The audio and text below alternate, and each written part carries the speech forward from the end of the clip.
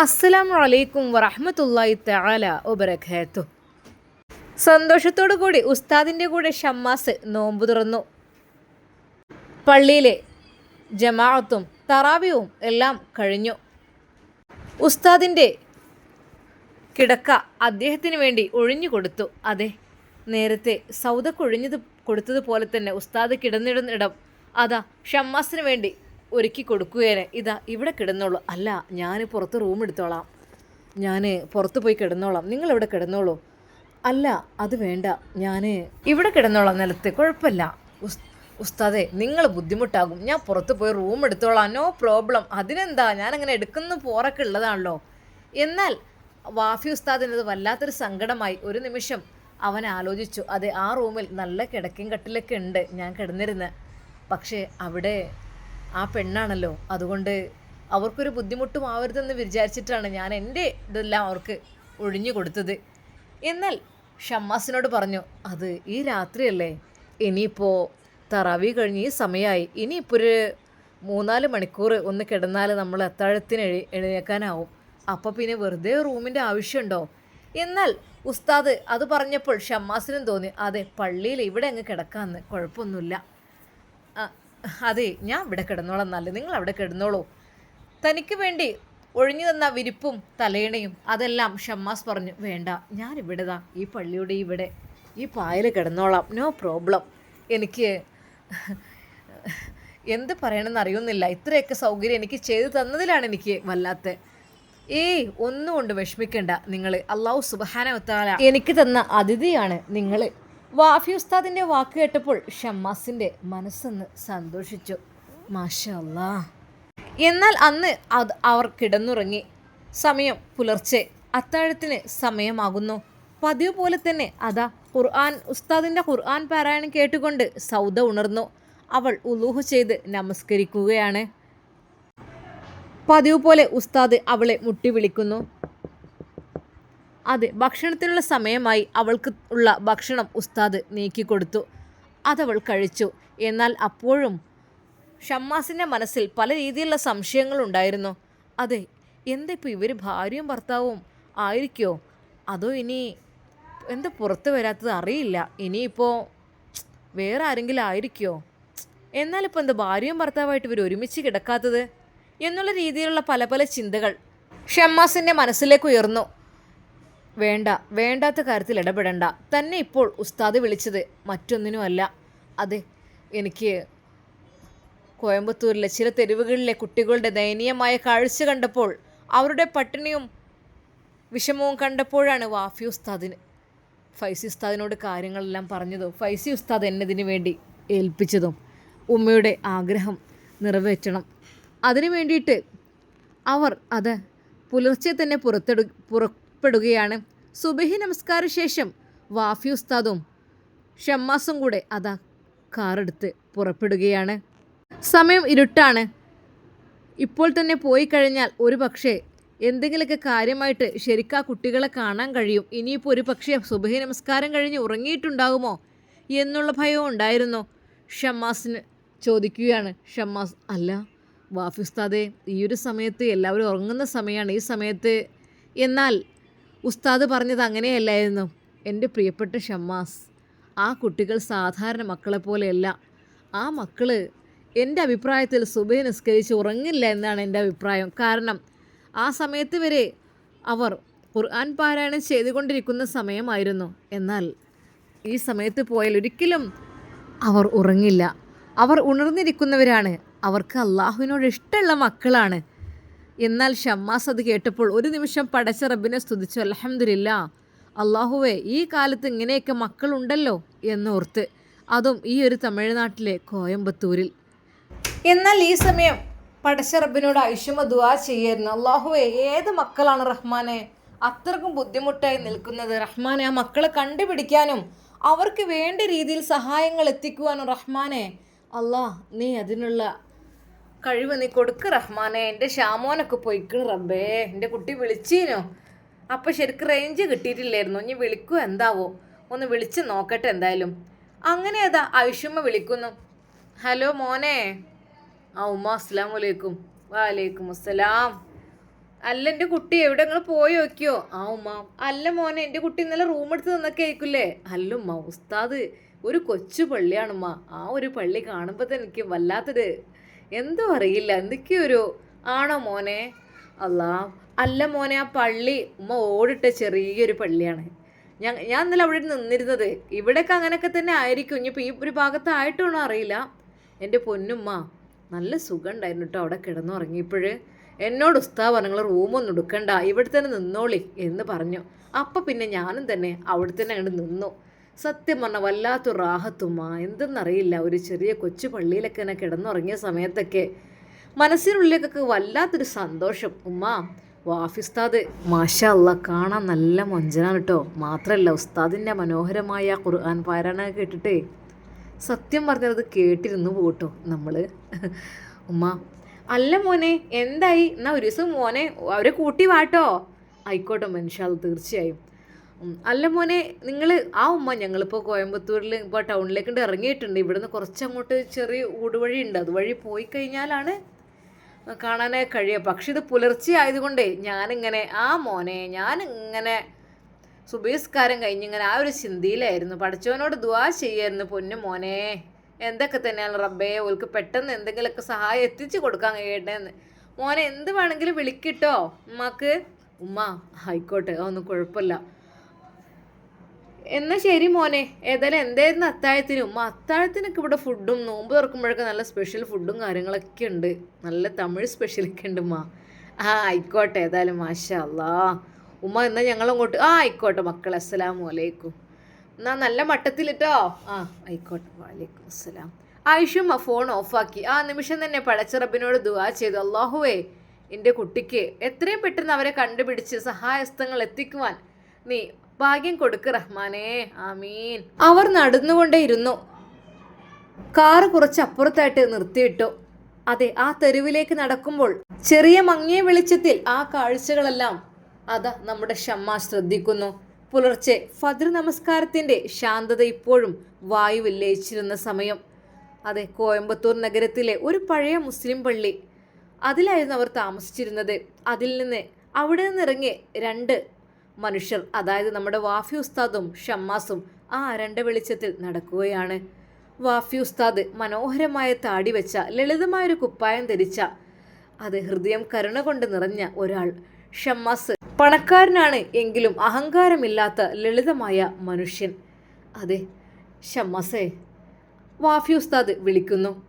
ഞാൻ ഇന്നലെ കണ്ട ദയനീയമായ രംഗം, അത് കണ്ടപ്പോൾ മുതൽ തന്നെ എനിക്ക് ഫൈസി ഉസ്താദിനോട് ഇത് പറയണമെന്ന് തോന്നി. അത്രക്കും ദയനീയമായൊരു കാഴ്ചയായിരുന്നത്. എന്നാൽ ഷമ്മാസ് ചോദിക്കുന്നു, അല്ലുസ്താദെ, ഓർമ്മയുണ്ടോ ആ വീട്? ഇവിടെ ആകപ്പാടെ ചെറിയ ചെറിയ കൊച്ചു വീടുകളാണല്ലോ. ഉണ്ട് ഷമ്മാസ്, നമുക്ക് പോകാം. ഖുർആൻ ഓതിക്കൊണ്ടിരിക്കുന്ന ആ രണ്ട് പെഞ്ചുകുട്ടികൾ, പാവപ്പെട്ട കൊച്ചു കുടിലിൽ താമസിക്കുന്നവർ, അത് അവരെ കണ്ടെത്തണം. അള്ളാഹു നമുക്ക് അവസരം തന്നാൽ അവർക്കൊരു സഹായഹസ്തം നൽകണം. അവർ മുന്നോട്ട് നടക്കുകയാണ്. തെരുവ് നീളുന്നതിനനുസരിച്ച് കാഴ്ചകൾ മാറിക്കൊണ്ടിരിക്കുന്നു. ചെറിയ കുടിലുകൾ, ചുമർ തകർന്ന വീടുകൾ, മണ്ണിൽ കിടക്കുന്ന പഴയ പായകൾ, വീടിന് പുറത്ത് വിശപ്പോടെ ഉറങ്ങുന്ന കുട്ടികൾ. ഒരു കൊച്ചുകുട്ടി, അപ്പോൾ 2 വയസ്സുപോലും ആയിരിക്കില്ല, കരയാതെ മണ്ണിൽ വിരൽ കൊണ്ട് വരകൾ വരയ്ക്കുന്നു. ആ ഒരു പ്രഭാതത്തിൽ പോലും, അതെ, ഒരുപക്ഷെ കുഞ്ഞിനെ ഭക്ഷിക്കാനുള്ള എന്തെങ്കിലും ആണെന്ന് കരുതിയിട്ടായിരിക്കോ മറ്റൊരിടത്തിൽ അതാ 2-3 കുട്ടികൾ ഒരു കഞ്ഞിപ്പാത്രത്തിൻ്റെ തൊട്ടടുത്തായിട്ട് കിടക്കുന്നു. അതിൽ ഓരോ വറ്റുകൾ മാത്രം ബാക്കി. ഷമ്മാസിൻ്റെ കണ്ണുകൾ നിറഞ്ഞു. ഉസ്താദേ, ഇവർക്ക് ആരുമില്ലേ? വാഫി ഉസ്താദ് ദീർഘശ്വാസം വിട്ടു. ഇവർക്കൊക്കെ അള്ളാഹു ഉണ്ട് ഷമ്മാസേ, പക്ഷേ അള്ളാഹു മനുഷ്യരുടെ കൈകളിലൂടെ സഹായം അയക്കുന്നു. അതുകൊണ്ടാണ് നാം ഇവിടെ. ശരിക്കും ഷമ്മാസിന് എന്ത് പറയണമെന്നായിപ്പോയി. വാഫി ഉസ്താദിൻ്റെ ആ ഒരു വാക്കുകൾ, അതെ, അതവൻ്റെ ഹൃദയത്തിൽ തട്ടി. അതെ, ഇവർക്ക് അള്ളാഹു ഉണ്ട് ഷമ്മാസേ, പക്ഷേ അള്ളാഹു മനുഷ്യരുടെ കൈകളിലൂടെ സഹായം അയക്കുന്നു. അത് മനസ്സിൽ വല്ലാതെ അങ്ങ് തട്ടിപ്പോയി. അതെ, അത് ഏതൊരു പണക്കാരനും വേണ്ടിയുള്ളൊരു വാക്കാണത്. പാവങ്ങളെ നമുക്ക് സഹായിക്കുവാൻ വേണ്ടിയിട്ടാണ് അള്ളാഹു സൃഷ്ടിച്ചിട്ടുള്ളത്. പണക്കാർ തീർച്ചയായും പാവങ്ങളെ സഹായിക്കുക തന്നെ വേണം അവൻ്റെ മനസ്സിൽ.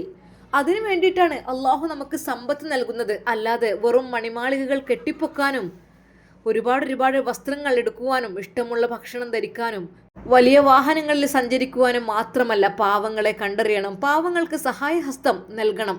അതിനു വേണ്ടിയിട്ടാണ് അള്ളാഹു സുബ്ഹാനഹു വ തആല ആളുകൾക്ക് പണം നൽകുന്നത്. പക്ഷേ നമ്മുടെ നാട്ടിലൊന്നും ഒരിക്കലും അങ്ങനെയല്ല. പണമുള്ളവർ എപ്പോഴും പണക്കാർ, പാവപ്പെട്ടവർ എപ്പോഴും പാവപ്പെട്ടവർ.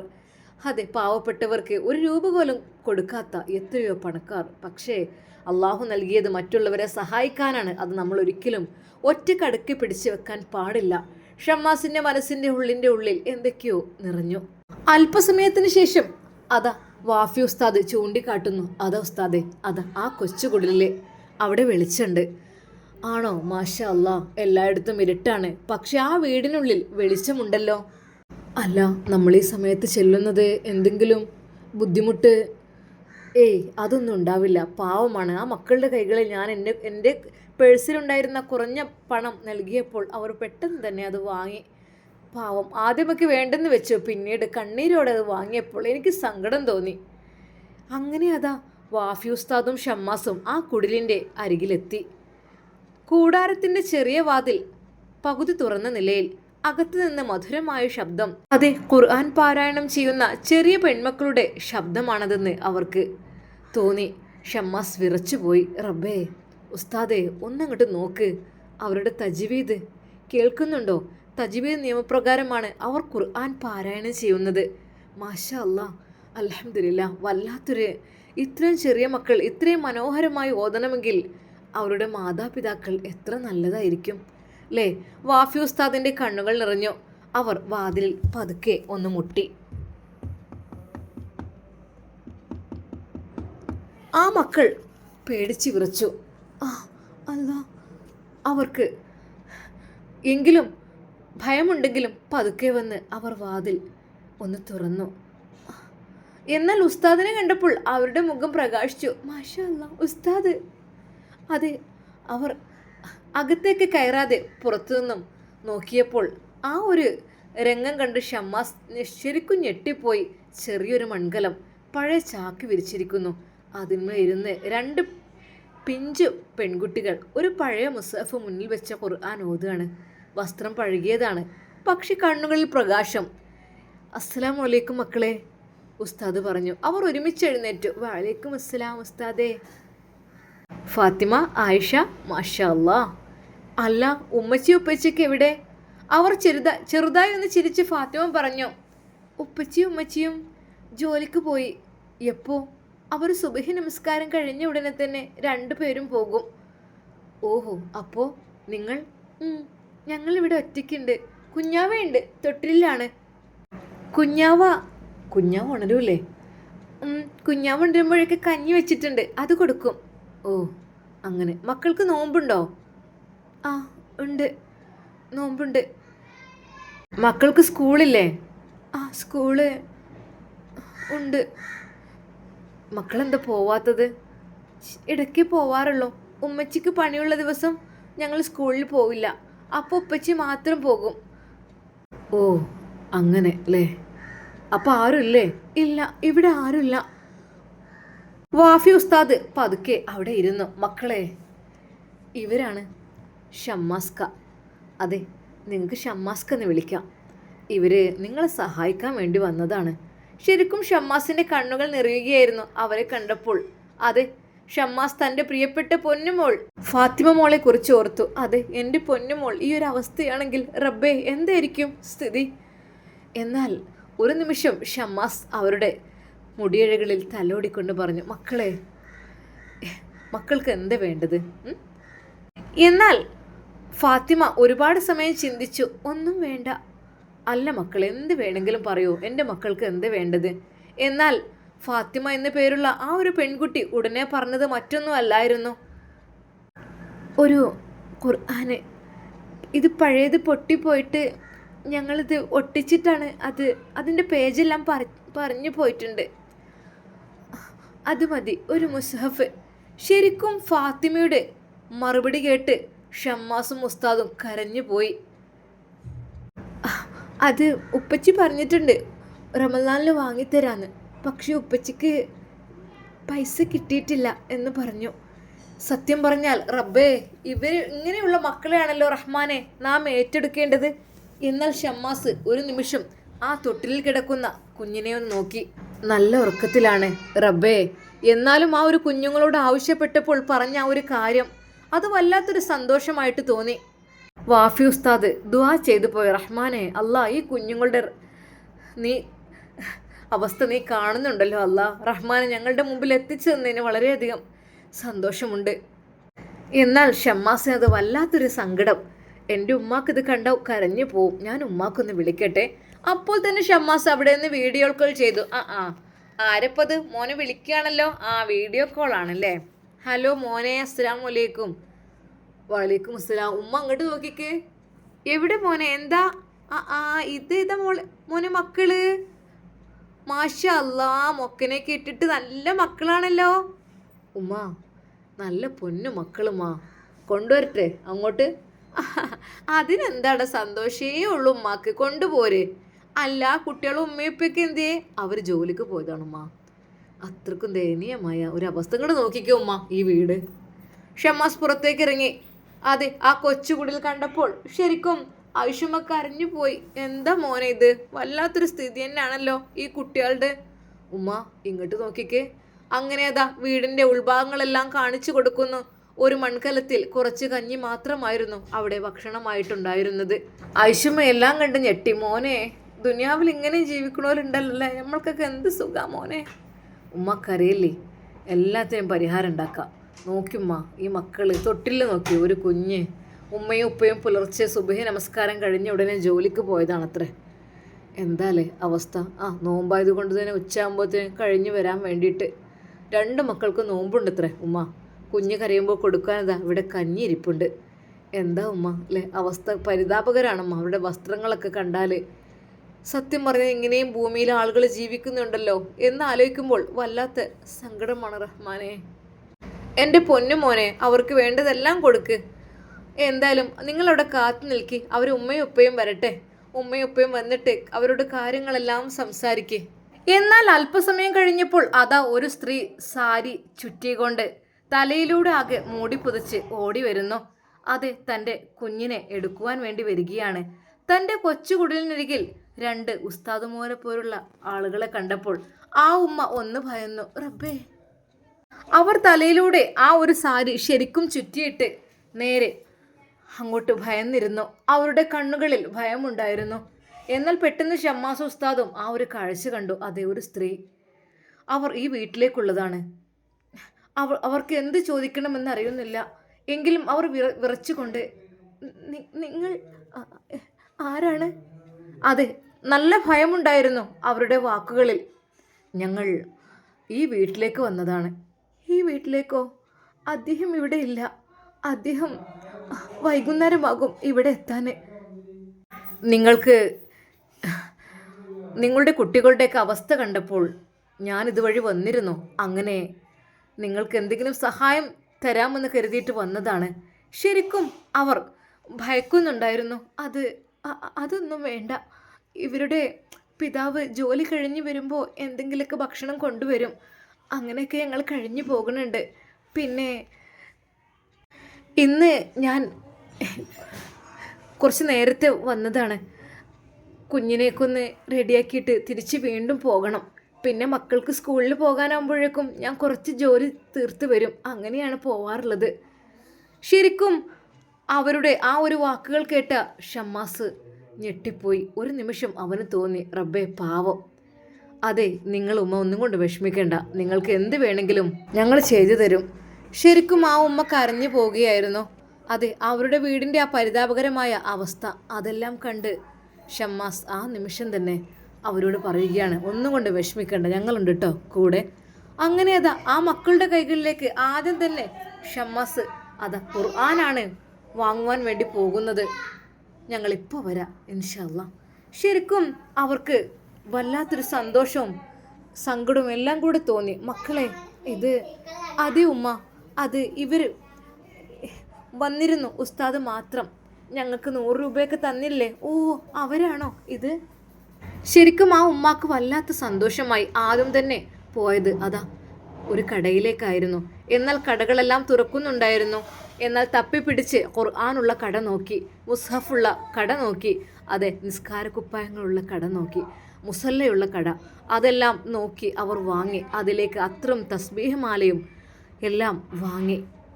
അവർ തിരിച്ചു കൊണ്ടുവന്നു. സന്തോഷത്തോടു കൂടി ആ മക്കളുടെ കൈകളിലേക്ക് കൊടുക്കുമ്പോൾ ആ മക്കൾ സന്തോഷഭരിതമായിരുന്നു. അവർ വേഗം തന്നെ ഖുർആൻ വളരെയധികം ബഹുമാനത്തോടു കൂടിയും സന്തോഷത്തോടു കൂടിയും വാങ്ങി. സത്യം പറഞ്ഞാൽ അത് കണ്ടപ്പോൾ അവരുടെ കണ്ണുകൾ നിറഞ്ഞു. എന്നാൽ സൗദ ഇതൊന്നും അറിയുന്നില്ല. എൻ്റെ അനിയത്തിമാരാണ്, എൻ്റെ കുഞ്ഞനിയനാണ് അവിടെ ഉള്ളതെന്നും ഷമ്മാസും വാഫി ഉസ്താദും അങ്ങോട്ട് പോയതും ഒന്നും അറിയില്ല. ഷമ്മാസ് അവിടെ വന്നതുപോലും സൗദ അറിയുന്നില്ല. അവൾക്ക് തൻ്റെ പിതാവിനെ തേടി പിടിക്കണം എന്നുള്ള ചിന്ത മാത്രമായിരുന്നു.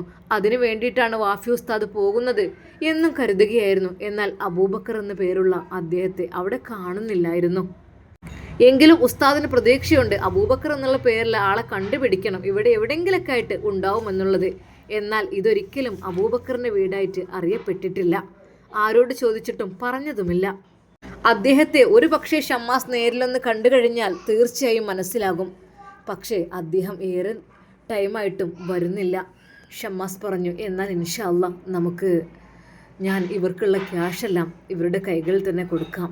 അങ്ങനെ അതാ ഷമ്മാസ് അപ്പോൾ തന്നെ ബാങ്കിൽ പോയി.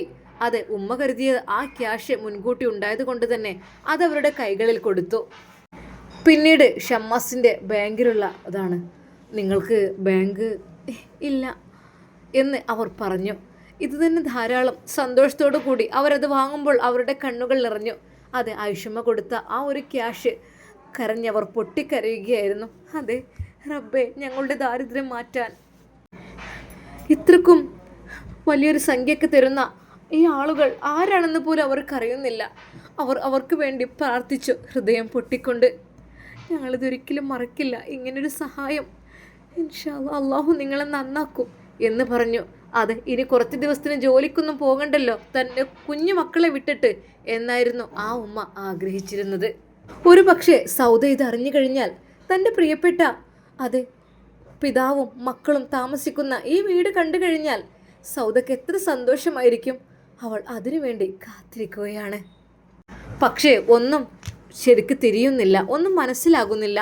അബൂബക്കർ എന്ന ആളെ അന്വേഷിച്ചിറങ്ങി. പക്ഷേ ഒരിക്കൽ പോലും അബൂബക്കറിൻ്റെ മക്കളാണ് അല്ലെങ്കിൽ സൗദയുടെ സഹോദരങ്ങളാണ് എന്നുള്ള കാര്യം ഉസ്താദും അറിയുന്നില്ല.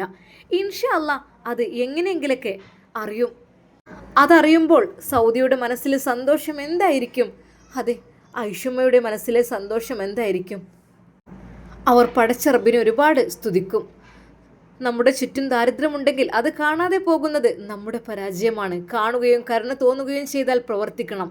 അള്ളാഹു നമ്മെ എല്ലാവരെയും സഹായഹസ്തങ്ങളാക്കി മാറ്റട്ടെ. ഉസ്താദിൻ്റെ ആ ഒരു വാക്കുകൾ ഷമ്മാസ് ഒരു നിമിഷം വിചാരിച്ചു, റബ്ബേ, ഇവരുടെ കൊച്ചുകുടിലിൽ ഏതു സമയവും തകർന്നു പോകുന്ന ഒരു വീടാണത്. അവർക്കൊക്കെ നല്ലൊരു വീടും പരിസരമൊക്കെ ഉണ്ടാക്കി കൊടുത്ത് സ്വന്തമായി കുറച്ച് ഭൂമിയൊക്കെ വാങ്ങിക്കൊടുത്തു കഴിഞ്ഞാൽ റബ്ബേ, അത് വളരെയധികം മനോഹരമായിരിക്കും. അവർക്ക് തോന്നി ഈ കോയമ്പത്തൂരിൽ താമസിക്കുമ്പോൾ ഇതിവിടം ഇത്രമാത്രം ബുദ്ധിമുട്ടൊക്കെ ആയിരിക്കും. അത് കേരളത്തിലേക്ക് ഇവരോട് വരുവാൻ ആവശ്യപ്പെട്ടാലോ എന്നായിരുന്നു ഷമ്മാസിൻ്റെ മനസ്സിലെ ആഗ്രഹം. അതിനവർ സമ്മതിക്കുമോ? അങ്ങനെയായാൽ ഐഷുമാക്കും അത് വല്ലാത്ത സന്തോഷമായിരിക്കും. അത് സൗദിയുടെ ഫാമിലിയെ കേരളത്തിലേക്ക് കൊണ്ടുപോയാൽ അത് എത്രമാത്രം മനോഹരമായിരിക്കും. ഷമ്മാസിൻ്റെ മനസ്സിൽ പുതിയ ചിന്തകൾ വരുന്നു. അതെ, അദ്ദേഹത്തെ ഒന്ന് കണ്ടിട്ട് കാര്യങ്ങളെല്ലാം പറഞ്ഞിട്ട് കേരളത്തിലേക്ക് പോരുന്നു എന്ന് ചോദിക്കണം. ചിലർക്കിഷ്ടം തമിഴ്നാട് അവരുടെ നാടായിരിക്കും. പക്ഷേ ചിലപ്പോൾ ഒരു പക്ഷേ നല്ല സാമ്പത്തികം ഉണ്ടാവണമെങ്കിലും നല്ല രീതിയിൽ സഹായങ്ങൾ കൊടുക്കണമെങ്കിലും കേരളത്തിലായാൽ അത് ഏറ്റവും നന്നായിരിക്കും എന്ന് ഷമ്മാസിന് തോന്നി തുടങ്ങുകയാണ്. ആ കാര്യം പിതാവിനോടൊന്ന് സംസാരിക്കണം എന്നതായിരുന്നു ഷമ്മാസ് വിചാരിച്ചിരുന്നത്. പക്ഷേ പിതാവിനെ കാണുന്നില്ല. ഷമ്മാസും ഉസ്താദും അവിടെ നിന്നിറങ്ങി. ഇൻഷാ അല്ലാഹ് ഞാൻ ഒരു പ്രധാനപ്പെട്ട കാര്യം സംസാരിക്കാൻ പിന്നീട് വരണ്ടേ, ഞാൻ വന്നില്ലെങ്കിൽ ഉസ്താദ് വരും നിങ്ങളോട് സംസാരിക്കാൻ കേട്ടോ, ഇൻഷാ അല്ലാഹ്. അവർ സലാം പറഞ്ഞുകൊണ്ട് അവിടെ നിന്നിറങ്ങി. ഉമ്മ നൽകിയ ആ ഒരു പണമെല്ലാം ഷമ്മാസ് അവിടെ നൽകി. പ്രിയപ്പെട്ട കൂട്ടുകാരെ, നല്ല യുദ്ധമൊക്കെ നടക്കുകയാണല്ലേ. പ്രവാസ ലോകത്ത് ഒരുപാട് ആളുകളുണ്ട്. അതുപോലെ ഇറാനിലൊക്കെ ആ പ്രധാനപ്പെട്ട ആ ഒരു മഹത് വ്യക്തിയൊക്കെ മരണപ്പെട്ട് കഴിഞ്ഞു അല്ലേ. ഒരു സ്കൂളിനെതിരെ ബോംബിട്ടിട്ട് 400ഓളം പിഞ്ചു മക്കൾ മരണപ്പെട്ടു. അങ്ങനെയൊക്കെ നമുക്ക് അറിയാൻ കഴിഞ്ഞു. നമ്മളിവിടെ നിന്നതെല്ലാം കേൾക്കണം റഹ്മാനെ. നമ്മളെപ്പോലുള്ള ജീവനുകളാണല്ലോ.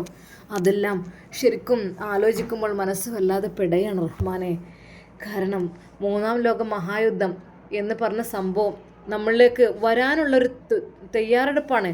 അങ്ങനെ എങ്ങാനും വന്നു കഴിഞ്ഞാൽ അതെ നമ്മൾക്ക് വരെ പട്ടിണിയുടെ കാലമായിരിക്കും. അള്ളാഹു സുബ്ഹാനഹു വ തആല കാത്തു രക്ഷിക്കട്ടെ. അവസാന നാളിൻ്റെ അടയാളങ്ങളിൽ ഒന്നാണ് ഇറാനിൽ യുദ്ധം ഉണ്ടാവുക എന്നുള്ളത്. ഗൾഫ് രാജ്യങ്ങൾ ജാഗ്രതയിലാണ്. പ്രവാസ ലോകത്തുള്ളവർക്ക് വേണ്ടി നമുക്ക് ദുആ ചെയ്യാം. ഈ പുണ്യ റമളാൻ മാസത്തിൻ്റെ ബർക്കത്ത് കൊണ്ട് ആർക്കും ഒരു ആപത്തും വരാതിരിക്കട്ടെ. അള്ളാഹു എല്ലാവർക്കും കാവല് നൽകട്ടെ. സംഘർഷാന്തരീക്ഷം എത്രയും വേഗം അവസാനിക്കാനും സമാധാനം പുലരാനും നമുക്കൊന്നിച്ച് പ്രാർത്ഥിക്കാം. ഇൻഷാ അല്ലാഹ്. എല്ലാവർക്കും അസ്സലാമു അലൈക്കും വറഹ്മത്തുള്ളാഹി തആല വബറകാതുഹു.